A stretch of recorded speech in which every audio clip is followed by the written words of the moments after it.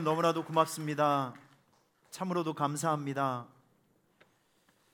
누구 한 사람 우리의 슬픔과 아픔에 대해서 관심 가져주기를 귀찮아하고 사랑 베풀어 주기를 아까워하는 이 시대에 우리 하나님께서는 우리와 같은 죄인을 구원하시기 위해서 아들이신 예수 그리스도, 그분을 아낌없이 우리를 위해서 보내어 주신 그 사랑, 어떻게 이해할 수 있을까요? 어떻게 감사할 수 있을까요? 오늘 이 예배 안에서 끊임없이 우리를 사랑해 주시는 그 하나님의 친절한 사랑과 은혜를 우리가 다시 한번 목격하는 시간이 되게 하여 주시고, 체험하고 경험하는 시간이 되게 하여 주시옵소서. 그래서 우리를 살려주신 예수님과 뜨거운 만남이 있게 하여 주시고, 구원의 감격이 다시 한번 회복되는 소중한 예배가 꼭 되게 해 주옵소서. 예수님의 이름으로 기도하옵나이다. 아멘. 여러분 참 잘 오셨습니다. 서로 인사하실까요? 참 잘 오셨습니다. 자, 이렇게 한 번 더 인사해 볼게요. 오늘은 은혜 받기 딱 좋은 날입니다. 그렇죠? 오늘은 은혜 받기 너무나도 좋은 날이고, 오늘 여러분들에게 소개해드리고 싶은 말씀은 시편 37편 말씀입니다. 시편 37편 우리 1절부터 6절 말씀까지 여러분과 제가 함께 같이 읽도록 해볼게요. 우리 앞에 보시면서 시작. 악을 행하는 자들 때문에 불평하지 말며 불의를 행하는 자들 때문에 시기하지 말지어다. 그들은 풀과 같이 속히 배임을 당할 것이며 푸른 채소와 같이 쇠잔할 것이미로다. 여호와를 의뢰하고 선을 행하라. 땅에 머무는 동안 그의 성실을 먹을거리로 삼을지어다. 또 여호와를 기뻐하라. 그가 내 마음의 소원을 이루어 주시리로다. 내 길을 여호와께 맡기라. 그를 의지하면 그가 이루시고 내 의를 빛같이 나타내시며 내 공의를 정오의 빛같이 하시리로다. 아멘. 하나님 그분의 손에 나의 삶을 맡긴다. 나의 삶을 드린다. 제가 오늘 이 설교를 마칠 즈음에는 이러한 고백이 여러분의 입속에서 나오는 신앙 고백이 될 수 있었으면 좋겠습니다. 한번 따라해 보실까요? 하나님 그의 손에 나의 삶을 맡긴다. 나의 삶을 드린다. 저희 교회에서는 1년에 2번씩 이렇게 주변에 계시는 이웃분들을 초청을 해서 하나님의 은혜를 나누는 이런 잔치의 자리를 이제 마련하게 됩니다. 벌써 제가 필리핀 사역을 마치고 한국에 이제 2012년도에 돌아오게 되었는데, 그때부터 지금까지 7년 반이더라고요. 세월이 벌써 7년 반. 우리가 이번에 15차까지 이렇게 하게 되었는데, 지지난주부터 2주 전부터 시작을 했습니다. 15-1, 15-2. 오늘이 바로 15번째 15-3 전도축제 예배의 날인데,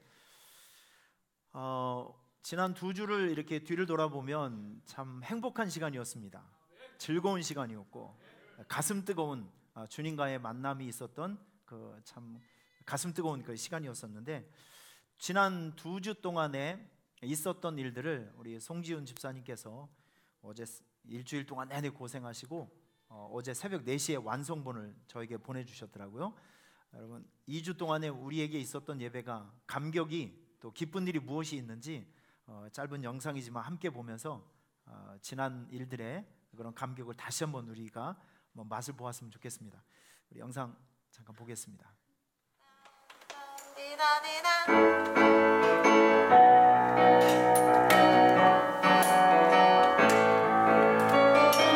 주님의 사랑 찬양합니다. 할렐루야.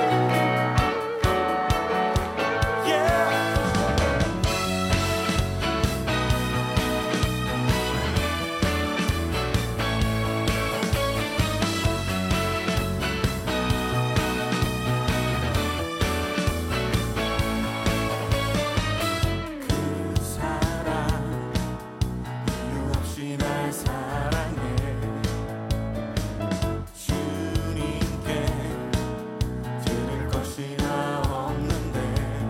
사랑 이유 없이 날 사랑해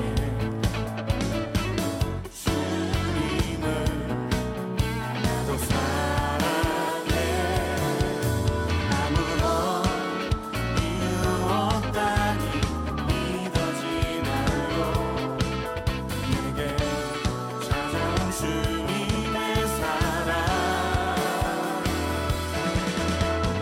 믿을 수 없던 그 사랑이 믿어지는 그 순간에 새 생명으로 태어났네 나는 주님의 어린 양 Thank you Lord Thank you Lord 나는 주님의 어린 양 Thank you Lord Thank you Lord 사랑해 Oh yeah 주의 놀라우신 사랑 찬양합니다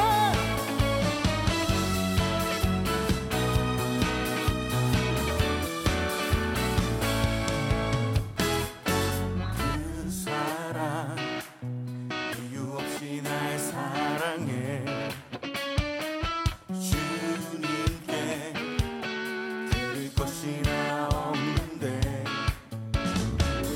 그 사랑 이유 없이 날 사랑해 주님을 나도 사랑해 아무런 이유 없다니 믿어지나요 내게 찾아온 주님의 사랑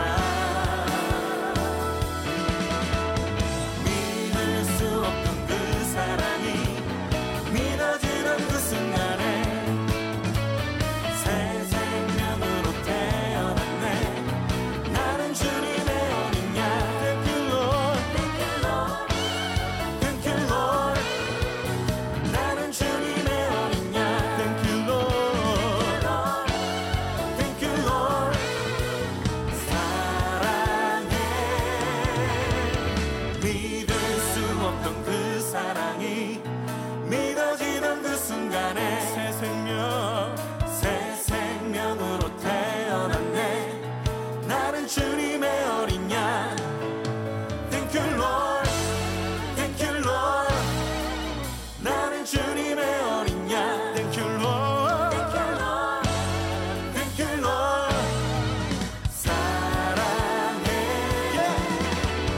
믿을 수 없던 그 사랑이 믿어지던 그 순간에 새 생명으로 태어났네 나는 주님의 어린 양 Thank you Lord Thank you Lord 나는 주님의 어린 양 Thank you Lord Thank you Lord 사랑해 Oh yeah Thank you Lord Thank you Lord Oh yeah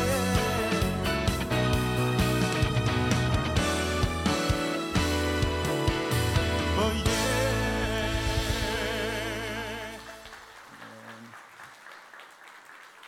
자, 여러분 수고 많으셨습니다.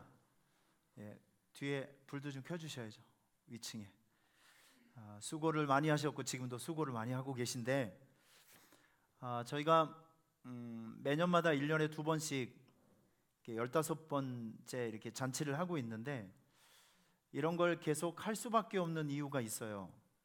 여러분 사실 이런 잔치를 한번 마련하기 위해서는 상상을 초월할 정도의 많은 준비가 필요합니다. 출정식 예배 이런 것도 해야 되고 그리고 뭐 오늘은 한번 해볼까요? 우리 맨날 이 예배를 준비하면서 저희는 구호도 합니다. 오늘 오신 분들은 좀 놀라지 마시고요. 그냥 우리 식구들끼리만 한번 해봅시다. 우리끼리만 있는 걸로 생각하고 구호 준비! 할렐루야! 난 사람 입을 열면 많은 사람 행복해지고 난 사람 입을 열면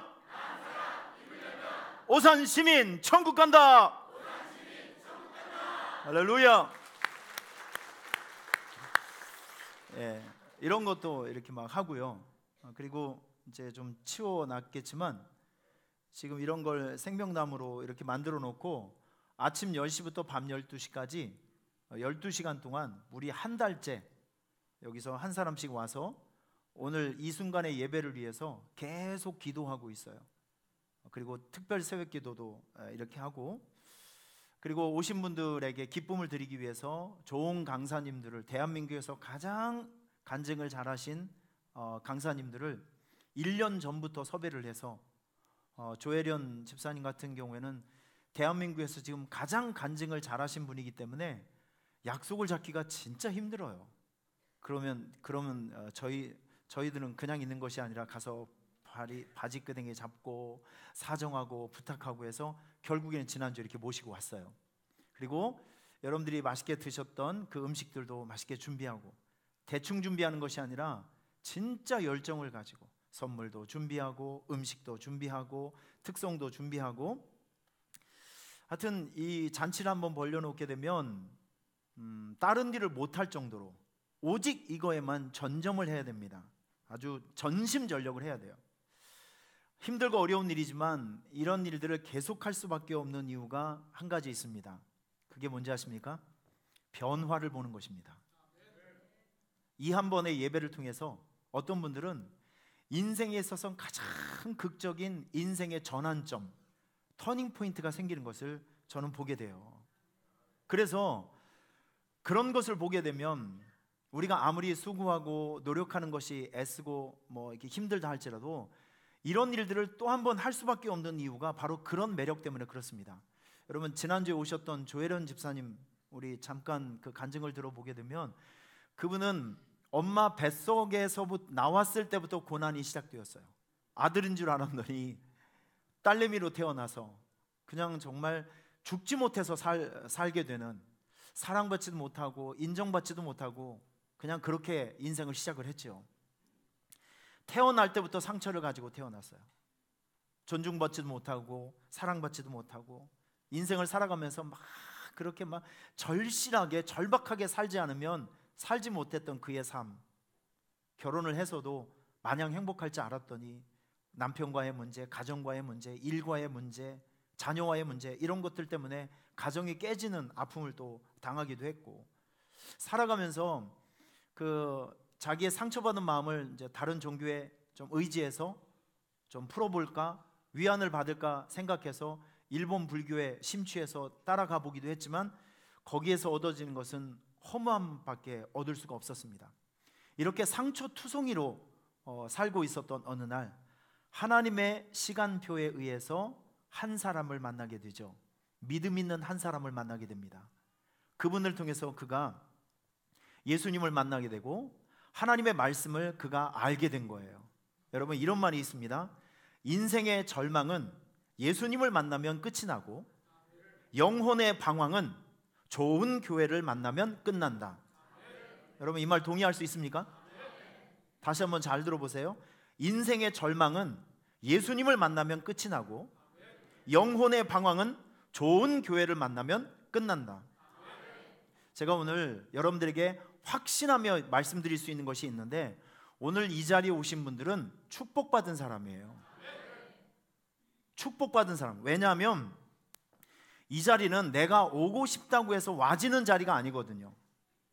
이제 여러분들께서 이 영적 세계를 아시게 되면, 아, 내가 오늘 이 자리에, 바로 이 순간에 내가 여기에 있었다는 것은 하나님의 선택이 있었기 때문에 가능한 자리, 하나님의 부르심이 있었기 때문에 가능한 자리, 하나님의 사랑이 있기 때문에 여러분들이 오늘 이 자리에 앉아 있을 수 있는 것입니다. 하나님께서 선택하시고 불러주시고 사랑하고 또 하나님께서 이 자리로 이끌어 주시는 배려와 친절이 있기 때문에 오늘 여러분께서 이 자리에 앉아 계신 거예요. 내가 내 힘으로 온 것이 아니라, 내가 오고 싶어서 온 것이 아니라 하나님께서 여러분들 이 자리까지 인도해 주셨고 이끌어 주신 그 배려와 사랑이 있었기 때문에 오늘 여러분들은 여기 앉아 있는 것입니다. 이렇게 보니까 이제 졸려고 이렇게 준비를 하신 두 분이 있는데 그래도 그분도 사랑을 하십니다. 여러분 한번 따라해 보실까요? 하나님은 당신을, 나를 너무나도 사랑하십니다. 이거 아셔야 돼요. 하나님께서 부르시고 선택하고 사랑하지 않았다고 하면 이 자리에 참석할 수 있는 기회조차도 주지 않습니다. 그런데 오늘 여러분께서 이 자리에 앉아 있다는 것은 하나님께서 여러분들 사랑하시고 있다는 증거입니다. 믿습니까? 하나님의 관심은 오직 여러분들이에요. 자, 따라하겠습니다. 하나님의 관심은 오직 나밖에 없다. 자, 옆에 있는 사람을 격려합시다. 하나님의 관심은 오직 당신입니다. 시작. 네, 이거예요. 하나님의 오직 한 가지 관심은 여러분입니다. 여러분들이 하나님의 말씀으로 잘 양육받고 훈련받아서 하나님 안에 있는 풍요로움과 축복을 누리면서 살게 하는 것, 그런 것을 보는 것, 이게 우리 아빠의 마음, 우리 아버지의 마음이시라는 거예요. 여러분, 요즘 웃고 살 일 있습니까? 전 뉴스를 보기가 겁나요. 뉴스를 보게 되면 상처를 받아요. TV를 보게 되면 대한민국의 모든 사람들이 다 도둑놈으로 보여. 여러분, TV를 한번 보세요. TV 보면서 감격하고 기분 좋은 일 있으면 얘기해 보세요. 참 TV를 보면 요즘 사람들이 이렇게도 살아가는구나, 이런 마음으로 살아가는구나. TV 뉴스를 보기가 겁이 나요. 요즘 같은 세상 웃고 살 수 있는 사람, 잘 된다고 하고 기분 좋게 살아가는 사람 별로 없습니다. 우리 옷을 이렇게 멀쩡하게 입고 있지만 사실 우리의 가슴을 열어놓고 보면 여러분들은 다 사연이 있는 분이에요. 맞죠? 안 그런 척 하지 마세요. 제가 뒷조사하면 다 나옵니다. 원한이 있는 사람, 상처가 있는 사람, 피곤함이 있는 사람, 이렇게 지치고 피곤한 그 영혼과 마음을 도대체 어디서 치유받을 수 있고 어디서 위로를 받을 수 있을까요? 술이요? 제가 한번 보여주겠습니다. 여러분이 자주 마시는 이거, 이슬을 자주 마신대요. 근데 이슬도 이슬 나름입니다. 이거 자주 마시면 행복해지나요? 여러분, 의학적으로 보면 알코올이 우리 간에 들어가서 해독하는 시간이 6시간이라고 합니다. 요 이슬을 먹게 되면 6시간 동안 잠깐 흥분 상태가 됩니다. 그리고 6시간이 지나가게 되면 알코올이 몸에서 쭉 빠져나가게 되면 속쓰림과 후회만 있을 뿐이에요. 뭐 회복되는 것이 전혀 없습니다. 변화되는 것이 전혀 없어요. 그런데 여러분께서 신앙생활을 시작하면서 교회에 오시거나 교회에 와서 좋은 사람들을 만나고 이렇게 좋은 말씀을 듣고 찬양을 부르면 이게 알게 모르게 여러분 안에 들어가서 상처받았던 마음은 위로를 주고, 방황을 하던 사람들은 마음에 기준이 들어오니까, 방향이 들어오니까 방황이 끝이 나고 삶의 집중력이 생기고. 여러분, 우리 교회에서 한번 이렇게 웃는 거, 웃을 때 여러분에게는 어마어마한 긍정의 에너지가 나오고 치유액이, 자연 치유제가 우리의 마음속에서 막 나온다는 것이죠. 우리가 예배를 드릴 때 상처받은 마음이 치유될 수 있어요. 피가 막 흘러있고 인생을 살기 싫다, 너무 피곤하다, 힘들다, 아무런 의미가 없다, 이런 우울한 마음이 가득한 여러분들일지라도 예배드리면서 사람을 만나고 말씀을 만나고 찬양을 부르면서 맛있는 음식을 먹으면서 하면 이제 여러분들의 삶 속에 획기적인 전환점이 생기게 된다는 것이죠. 요즘 같은 세상에 사람만 믿고 살아가는 거, 돈의 힘만 믿고 살아가는 거, 여러분들이 만들어 놓은 어떤 그 삶의 시스템만 믿고 살아가는 거, 대단히 위험한 일입니다. 대단히 위험한 일이에요. 우리 주변의 상황과 환경과 사람, 돈, 이거 언제 변할지 몰라요. 앞날에 무슨 일이 생겨날지 아무도 모릅니다. 여러분, 이렇게 위험한 세상에서 가장 확실하고 가장 안전하게 살 수 있는 방법은 하나님의 손을 붙들고 살아가는 방법입니다. 동의하시면 아멘 하시길 바랍니다. 변함이 없으신 하나님의 손을 붙들고 이렇게 은혜가 있는 좋은 교회, 여러분들이 교회 성도가 되어서 신앙생활, 예배생활을 하게 되면 여러분의 삶 속에 안정감이 생기고 평안이 생기고 은혜를 느끼며 살아갈 수가 있는 것이죠. 저는 이렇게 생각합니다. 요즘 같은 세상에 신앙생활은 선택이 아니라 생존을 위한 필수다. 여러분들도 동의하시죠? 아마 신앙생활 오래 하신 분들은 다 느낄 수 있을 거예요. 이렇게 피곤하고 힘들고 안 좋은 마음으로 왔다 할지라도 교회에 와서 말씀 듣고 예배 드리면 그 근심과 걱정이 언제 물러갔는지 모르겠어요. 새 힘이 생겨지고 새로운 소망이 생겨지고 새로운 인생의 목적이 있으니까 우리는 또 달려갈 수 있는 거예요. 우리는 또 웃을 수가 있는 것이죠. 여러분, 이 세상에서 가장 탁월하고 좋은 선택은 무엇일까요? 저는 이렇게 생각합니다. 우리를 만드시고 이 세상에 보내주신 그 하나님, 우리를 한도 끝도 없이 사랑하시고 보호하시고 인도하시는 그 하나님의 손을 붙드는 것, 그리고 그분에게 우리의 삶을 드리는 것, 붙들고 맡기는 것, 여러분, 이게 가장 지혜로운 선택인 것 같습니다. 아마 이 성경을 모르시는 분들도 이 모세라고 하는 사람을 한 번 정도는 다 들어보신, 지금도 굉장히 유명하신 분이 모세입니다.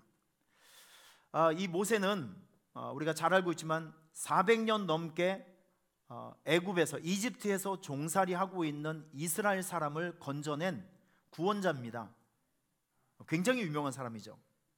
아버지는 아므람, 어머니는 요게벳입니다. 형제가 있어요. 삼형제가 있는데 형은 아론, 그리고 누님이 있었는데 미리암이라고 합니다. 이렇게 단란한 가정으로 살아가고 있었던 어느 날, 모세가 태어났던 그 시대는요, 이집트 왕이 참, 이 히브리 사람들은, 이스라엘 사람들은 아기만 낳다 하면 아들을 놓고, 그리고 거기는 한 명, 두 명은 낳지도 않고 떼거지를 납니다. 한 10명 정도 이상. 모든 가정들마다 자손을 잘 낳는 거예요. 자녀를 잘 낳는 것입니다.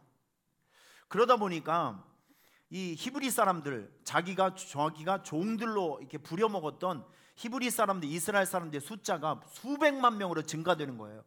이렇게 되다 보니까 이 이집트 왕이 부담을 느끼는 거예요. 이 사람들이 이 정도 속도로 빨리 아기를 낳고 이렇게 확장을 하다 보면 언젠가는 우리나라가, 이집트가 히브리 사람들의 땅이 될 것 같다, 이런 경계심이 들어서 사람들에게 법으로 얘기를 합니다. 아들을 낳으면 산파들에게 이거 뒤집어 엎어라, 아기를 죽이라는 거예요. 여러분, 아기가 놓으면 이게 머리를 들 수 있는 힘이 없으면 아기를 엎게 되면 죽게 됩니다.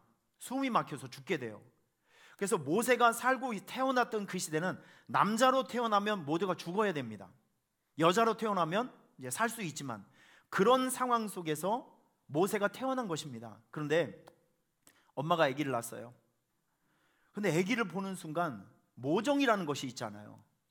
아기를 도저히 죽일 수가 없는 겁니다. 그래서 목숨을 담보로 해서 아기를 엄마 품에서 몰래 키우기 시작합니다. 몇 개월을 버텼냐면 3개월을 버텼어요.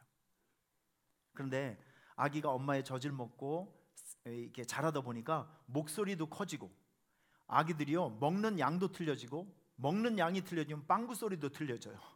목소리도 틀려지고, 애가 막 건강하게 잘 자라나니까 이제 드디어 이 모세를 어떻게 할 수 있는 상황이 아니에요. 이제 모세를 어떻게 해야 됩니다. 이제 모세의 어머니는 요게벳은 결심을 하게 됩니다. 이 아이를 자기가 자기 손으로 못 죽이니까 갈대 상자를 만들어서 떠나 보내야 되겠다. 여러분, 이제 우리가 한번 상상을 해봅시다. 여러분들이 모세의 엄마예요. 그러면 사랑하는 아들을 강물에 이렇게 떠나 보내기 위해서 갈대 상자를 내가 이렇게 만들었을 때 그 엄마의 마음은 어떤 마음이었을까? 어떤 마음으로 그 갈대 상자를 만들었으며, 어떤 마음으로 자기가 사랑하는 그 아들을 강물에 띄어보냈을까? 그 엄마의 마음은 도대체 무슨 마음이었을까? 어떤 마음으로 사랑하는 아들을 강물에 띄어보낼 수 있었을까? 여러분, 한번 생각해 보세요. 이제 우리 교회에서 찬양을 아주 예쁘게 잘하는 우리 최혜림 집사님께서 찬양 한 곡을 불러줄 겁니다. 그 찬양에서 엄마 요게벳의 마음을 한번 찾아보시죠. 찬양을 한번 들어보겠습니다.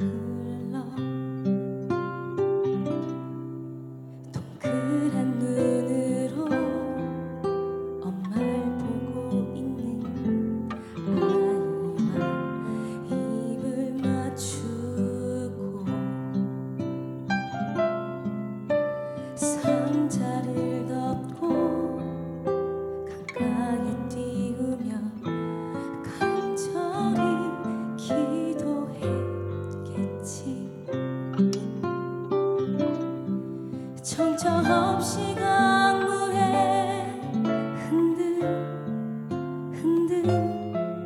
흘러내려가는 그 상자를 보며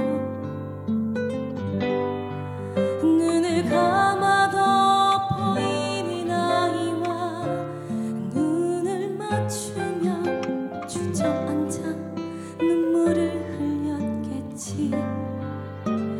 너의 삶의 참 주인, 너의 참 부모이신 하나님 그 손에 너의 삶을 맡긴다. 너의 삶의 참 주인, 너를 지키시는 주 하나님 그 손에 너의 삶을 드린다.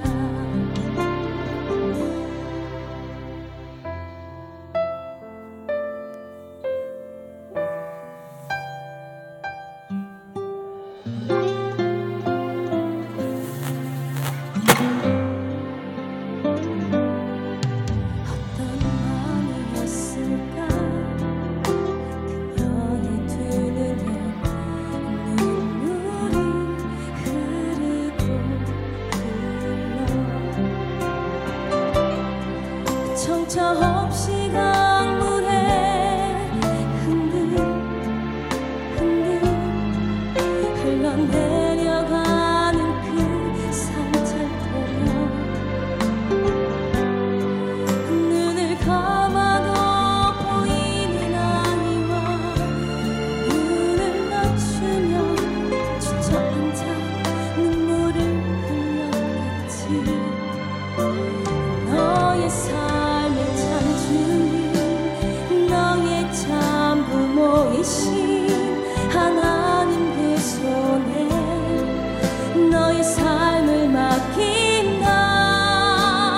너의 삶의 참 주인, 너를 지키시는 주 하나님 그 손에 너의 삶을 드린다. 그가 널 구원하시리, 그가 널 이끄시리라.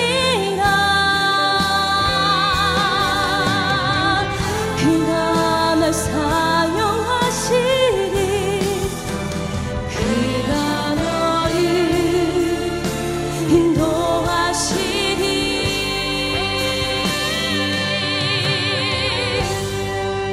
너의 삶의 참 주인,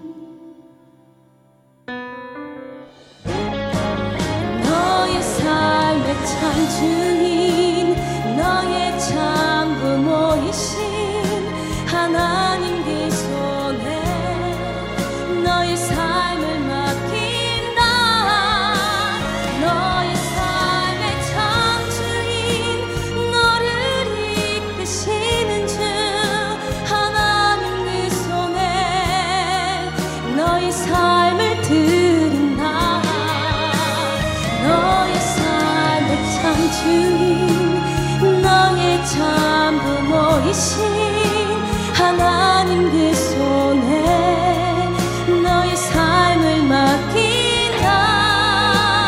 너의 삶의 참 주인, 너를 이끄시는 주 하나님 그 손에 너의 삶을 드린다.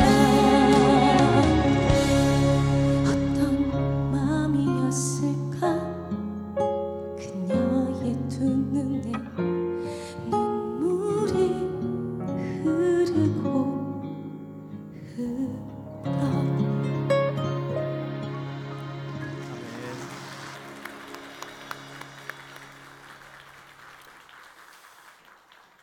어떤 마음이었을까요? 어떤 마음으로 갈대상자를 만들었으며 어떤 마음으로 사랑하는 아들을 그 강물에 띄워 보낼 수 있었을까요? 어떤 마음이었을까? 이 찬양을 들으면서 수십 번 수백 번도 더 생각해 봤습니다. 이때 저는 알 수가 있었어요. 이 요게벳, 모세의 엄마는 우연 속에, 강물 속에 아들을 내던진 것이 아니라 하나님의 품으로 모세를 띄워 보낸 것입니다. 너의 삶의 참 주인, 너의 참 부모이신 하나님, 그 손에 너를 맡긴다. 너를 창조하시고 인도하신 그분께 너의 삶을 드린다. 이 마음으로 사랑하는 아들을 강물에 띄워 보낸 것입니다. 오늘 여러분께서 이 험한 세상을 살아가시면서 꼭 이 마음이 있었으면 좋겠습니다. 우리의 삶을 우연 속에 내팽개치지 마시고 우리의 삶을 만들어 주시고 이 세상에 보내어 주신 그분께 여러분의 삶을 맡기시고 드리시는 여러분이 꼭 되시길 바랍니다. 따라하겠습니다. 맡기고 드립시다. 다시요. 맡기고 드립시다. 맡기고 드리면 이런 일들이 생겨져요. 첫 번째, 하나님께서 우리의 일을 대신해 주십니다. 이거 맡기고 드린 사람들에게 주시는 축복이에요. 우리가 할 수 없는 일들을 우리 아빠가 나서 주신다니까요. 그래서 오늘 성경 본문에 보면 너의 길을 여호와께 맡기라. 그를 의지하면 그가 이루어 주신다. 하나님에게 우리의 인생을 맡기고 드리면 우리가 할 수 없는 일들을 하나님께서 대신해 주신다니까요. 자, 모세 이야기를 잠깐 해보겠습니다. 강물에 떠내려가는 모세가 어떻게 되었을까? 1번 악어에 잡혀 먹혔다. 2번 하마에 잡혀 먹혔다. 아닙니다. 성경을 조금 진행을 하다 보면 있을 수 없는 만남을 가지게 합니다. 모세가 강물에 이렇게 떠내려가고 있을 때 하필이면 그때 이집트의 왕의 딸이었던 공주가 목욕하기 위해서, 물놀이하기 위해서 강가로 오게 됩니다. 그래서 이 두 사람이 역사의 한 중심에서 이 두 사람이 만날 수 없는 사람, 만나지 말아야 될 사람, 한 사람은 히브리 사람의 노예 아들이었고 한 사람은 그 나라의 공주였습니다. 결이 다르고 위치가 다르고 국적이 다른 두 사람이 강물에 하나님의 시간표에 의해서 만나게 되는 거예요. 여러분, 이 만남은 결코 우연의 만남이 아니라, 따라하겠습니다, 섭리적 만남. 여러분이 하나님의 손에 여러분의 인생을 맡기고 드리고 살아가게 되면 여러분의 인생에 있어서 섭리적 만남들을 하나님께서 붙여주시는 거예요. 내가 할 수 없는 일들을 하나님께서 해주시는 겁니다. 이때 갈대상자를 열어보니까 아기가 보여요. 하나님께서 마음속에, 그 공주의 마음속에 그 아이가 너무 사랑스러운 마음을 주어서 여러분 그 아들을 자기의 왕자로 입양을 합니다. 그리고 왕자 교육을 받게 해요. 여러분, 이건 쉬운 일이 아닙니다. 그 당장 저지나는 유모를 찾아야 되는데 누나가 이렇게 보고 있다가, 미리암이 보고 있다가 얼른 다가서서, 지금 우리 동네에 아기를 잃은 엄마가 있는데 너무 건강하고 아기를 사랑하는 사람이 있다. 그래서 자기 엄마를 유모로 추천하는 겁니다. 여러분, 모세의 어머니는요, 자기 아들에게 젖을 먹이면서 국가 공무원 월급을 받은 사람이에요. 아니, 이런 사람이 있으면 나와보라고 하세요. 자기 애를 젖을 먹이면서 키우면서 국가 공무원에서 월급을 받은 사람, 모세의 엄마가 초유의 일일 것 같습니다. 이거는 그 사람이, 요게벳과 사람들이 꿈도 꾸지 못했던 놀라운 일들이에요. 그들이 할 수 없는 일들을 누가 해주신다고요? 맡기고 드린 사람을 위해서 하나님께서 대신해 주신다고요. 너의 길을 여호와께 맡기라. 그러면 하나님께서 여러분의 일을 대신해 주십니다. 뿐만 아니에요. 이 엄마가 아이를 키우면서 뭘 가르쳐 줬냐면, 이집트 말을 왕자로 키우기 위해서 여러 외국어를 배웠지만 모세는 엄마에게 히브리 말을 배웠습니다. 그리고 민족 정신을 배웠어요. 너는 히브리 사람이고 히브리 말을 잃어버리면 안 되고 이 나라를 버려서는 안 되고 너는 앞으로 이 나라를 위해서 뭔가 중요한 일을 해야 된다라고 하는 어릴 적부터 민족 정신, 나라를 사랑하는 마음, 히브리 말을 배웠고 히브리 역사를 배웠고, 더 중요한 것은 하나님을 섬기는, 이 세상에서 네가 섬겨야 될 신은 하나님이다. 신앙 교육을 그가 받은 것입니다. 그래서 결국 모세가 나중에 자라나서 애굽에서 이스라엘 사람들을 건져낸 구원자로 하나님께서 그를 사용하지 않습니까? 여러분 보세요. 우리가 이제 상식적으로 이렇게 생각을 해보면 이 모든 일들은 꿈도 꾸지 못할 일이었어요. 그런데 하나님 앞에 자기 인생을 드리고 맡기고 인도함을 부탁한 사람들에게는 그 사람이 꿈도 꾸지 못했던 일들을 하나님께서 기획해 주셔서 그 일들을 이루어 주십니다. 우리의 삶을 하나님께 맡기고 드리면 내가 할 수 없는 일, 내가 노력하고 내가 애쓰고 내가 수고하고 몸부림쳐도 할 수 없는 일들을 하나님께서 따라하겠습니다. 대신해 주신다. 대신 싸워 주신다.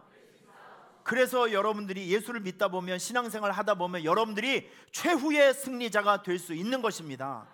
맡기고 드리고 살아간 여러분이 될 수 있기를 축원합니다. 우리의 삶을 하나님 앞에 맡기고 드리고 살게 되면 하나님께서 여러분들에게 때를 따라 돕는 은혜를 주십니다. 다시요, 때를 따라 돕는 은혜를 주십니다. 우리 오늘 19절 말씀 보면 이런 말씀이 있어요. 그들은 환난 때에 부끄러움을 당하지 아니하며 기근의 날에도 풍족하게 될 것이다. 환난 때에 부끄러움을 당하지 않는다, 기근의 날에도 풍족하다. 여러분 이건 좀 언밸런스입니다. 아니 환난을 당하면 부끄러움을 당해야 되고 기근의 날이 있으면 배가 고파서 이렇게 어려움을 당해야 되는데 환난 때에도 부끄러움을 당하지 않고 기근 때에도 배가 고프지 않는다. 여러분 지금 이거를 요즘 말로 제가 한번 바꾸어서 풀이를 한번 해보겠습니다. 다른 사람은 전부 망하고 실패하고 무너지는데 유독 그 사람만큼은 쓰러지지 않고 오히려 번성하고 성장한다. 요즘같이 돈 벌기 어려운 세상에서 유독 그 사람만큼은 돈이 더 잘 벌린다, 잘 된다, 형통한다. 여러분 이 뜻입니다. 이 뜻. 이렇게 힘들고 어려운 세상, 남들도 다 어렵다고 하고 애쓰고, 여러분 요즘은요 전문가가 망하는 시대입니다. 요즘 전문가가 얼마나 많아요. 모든 각 분야의 전문가들, 박사들, 뭐 온통 전문가들이 많지 않습니까? 전문가는 성공을 해야 되는데 식당 전문가도 망하게 되고 건축 전문가도 망하게 되고 뭐 돈의 전문가도 망하게 되고 모든 전문가들이 다 안 되고 망하는 시대입니다. 살벌한 시대죠. 그런데 하나님 앞에 우리의 인생을 맡기고 드리게 되면 환난 때에 부끄러움을 당하지 않고 기근 때에 풍요로움을 누리며 살아갈 수 있다는 거예요. 여러분 이게 어떻게 가능하냐면 이겁니다. 때를 따라 돕는 은혜가 있으면 가능해요.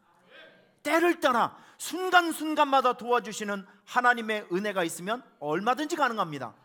바로 그런 때를 따라 돕는 은혜가 누구에게 임하냐면 하나님께 우리의 인생을 맡기고 드린 사람에게 때를 따라 돕는 은혜가 있는 거예요. 박항서 감독 여러분 아시죠? 최근에 우리 박항서 감독이 지금 다음에 올림픽을 나가기 위해서 예선전을, 지역 예선전을 치르고 있어요. 그러니까 우리나라하고 일본하고 축구를 하게 되면 무조건 이겨야 됩니다. 맞죠? 여기에 토를 달 수 있는 사람 있으면 나와보라고 하세요. 아니 이건 스코어가 중요한 것이 아니라 일본과 한국하고 축구를 하면 모든 건 다 줘도, 다른 건 다 줘도 되는, 축구만큼은 이겨야 돼요. 이런 앙숙 관계가 이 베트남하고 태국하고 있는 겁니다. 라이벌이 다 있지 않아요? 그런데 이 태국은 축구하고 배구를 잘하는 거 아시죠? 여러분들은 말씀과 기도에 전무하신 분이기 때문에 뭐 그런 걸 잘 모르시는가 본데 이 태국은 배구를 굉장히 우리나라보다도 더 잘하는 것 같아요. 여자 경기를 하게 되면 우리나라가 이긴 경우가 별로 없어요. 배구를 엄청 잘합니다. 그리고 축구도요.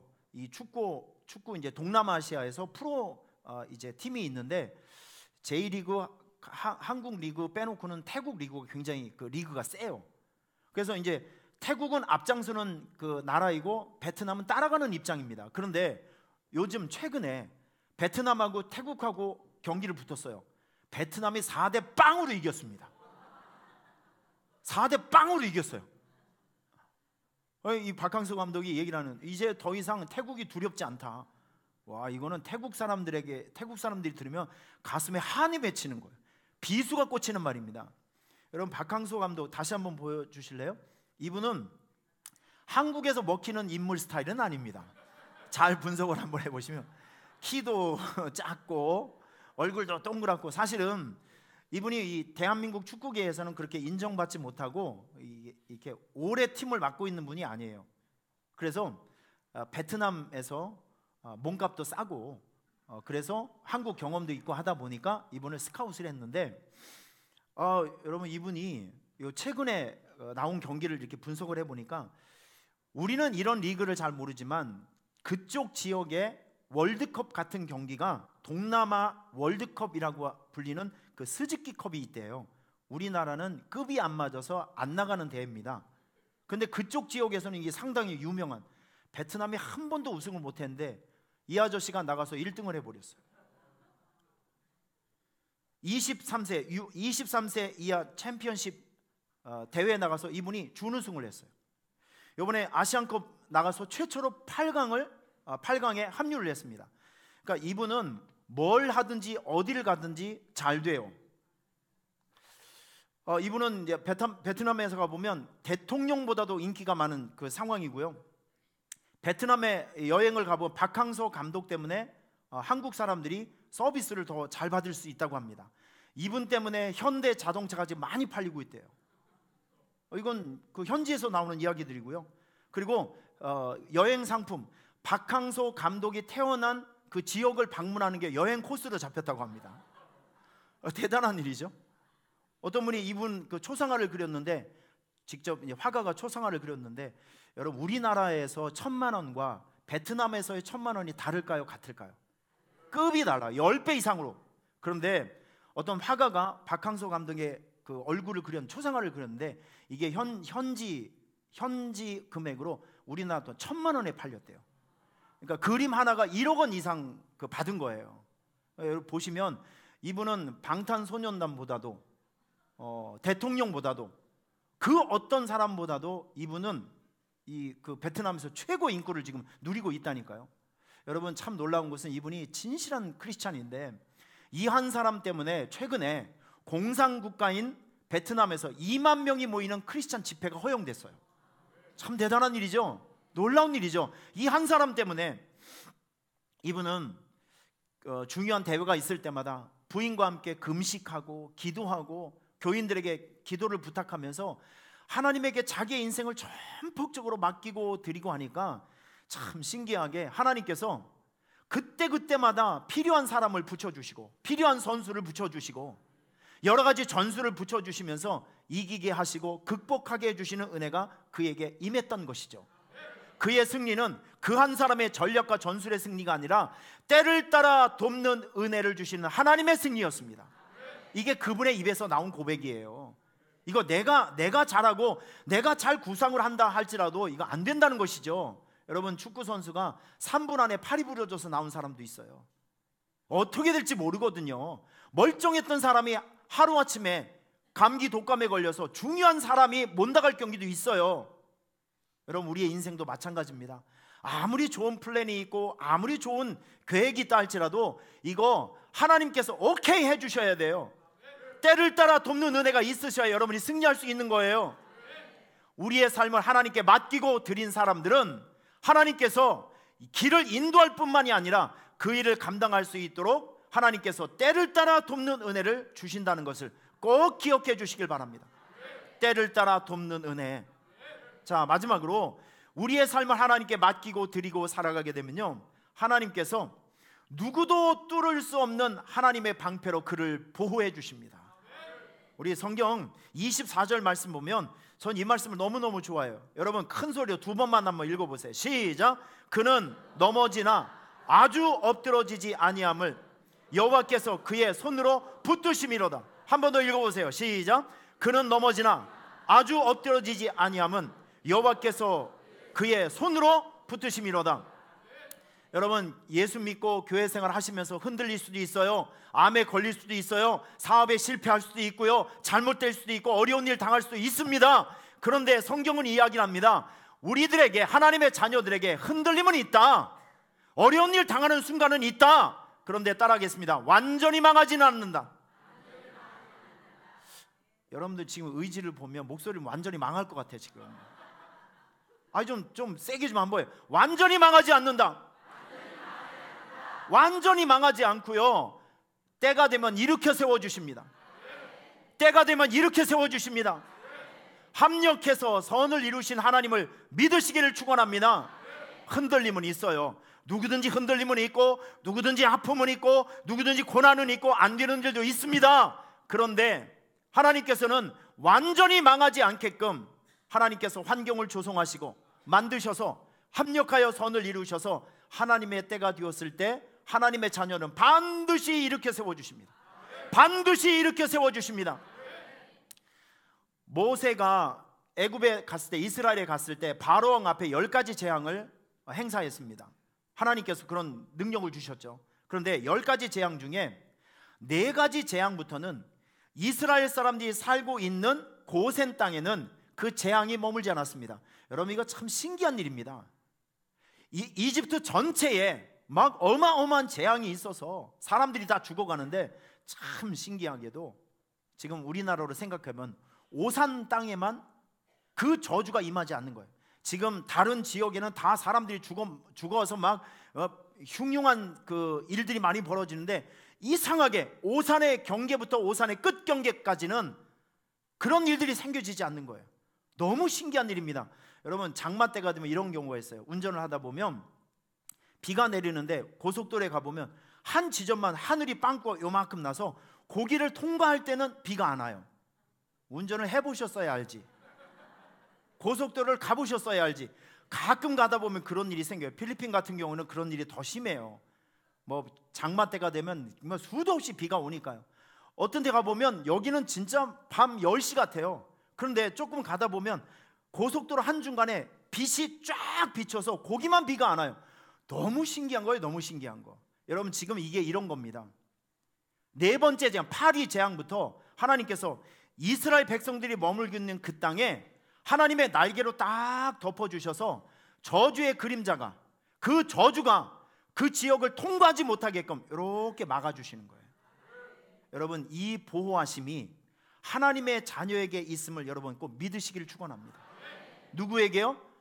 하나님에게 여러분의 삶을 맡기고 드린 사람에게는 저주의 화살이 뚫지 못하고 불행의 화살이 뚫지 못하는, 그 세상에 그 어떤 것들이 뚫지 못하는 하나님의 보호하심의 방패가 그 사람을 덮는 겁니다. 그래서 안전한 거예요. 그래서 평안한 겁니다. 믿습니까? 말씀 한번 정리를 한번 해볼게요. 여러분, 이렇게 험한 인생을 살아가는 저와 여러분들이 이 시대에 살아가면서 우리가 집중해야 될 것은 하나님의 손을 붙드는 일입니다. 지금 여러분들은 하나님의 손을 붙들고 있는 분들이에요.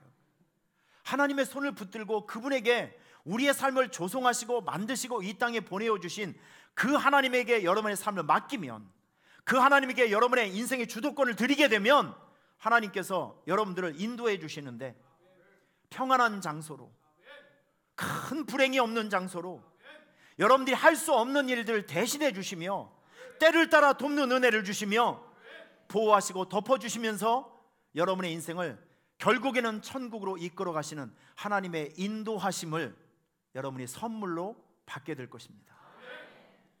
여러분, 하나님의 손을 붙들고 사세요. 엉뚱한 거 붙들고 살지 말고, 술을 의지하지 마시고, 사람을 의지하지 마시고, 돈을 의지하지 마시고, 변함없는 하나님의 손을 붙들고 살아간 여러분이 되시기를 축원합니다.